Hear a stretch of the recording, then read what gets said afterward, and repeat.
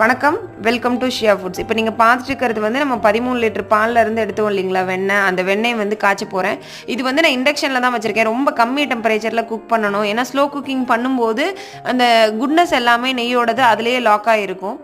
So இது வந்து மெதுவாக குக் ஆகட்டும். இது வந்து அப்படியே மெல்ட் ஆகி அந்த மாய்ஸ்சர் கண்டென்ட் எல்லாமே ஆவியாகி போகும் கொதிச்சு கொதிச்சு. அந்த சவுண்டு நிப்பாட்டும் போது ஆல்மோஸ்ட் வந்து நம்மளோட கீ வந்து ரெடி ஆகிட்டு இருக்குன்னு அர்த்தம். இப்போ இது வந்து நான் வந்து இப்போ எத்தனை நிமிஷம் ஆனிச்சு எனக்குன்னா 55 நிமிஷம் ஆயிருக்குது இது குக் பண்ணி முடிக்கிறதுக்கு. குவான்டிட்டி ஜாஸ்தி ஆகும்போது டைம் வந்து டிஃபர் ஆகும். ஓரளவுக்கு அந்த நல்லெண்ணெய் பதத்துக்கு வந்ததுக்கப்புறம் ஒரு பிஞ்சு சீரகம், ஒரு 4-5 மிளகு, ஒரு 2 கல் உப்பு போட்டு திரும்பியும் அதே சூட்டில் மெயின்டைன் பண்ணுங்க. இப்போ கடைசியாக வந்து பார்த்தீங்கன்னா கீழே இருக்க ரெசிடியூஸ் எல்லாம் வந்து கலர் மாற ஆரம்பிக்கும். அப்போ வந்து ஒரு 2-3 ஒரு 1/4 ஸ்பூன் வந்து தயிர் விடுங்க. அது வந்து நெய் மணலாக கிடைக்கிறதுக்கு பயன்படும். கடைசியாக ஒரு கொத்து கருவேப்பிலை, ஒரு கொத்து முருங்கீரை போட்டு ஸ்டவ் ஆஃப் பண்ணிடுங்க. நெய் ரெடி. எவ்வளோ தெரியுமா கிடச்சிச்சு? 300 ml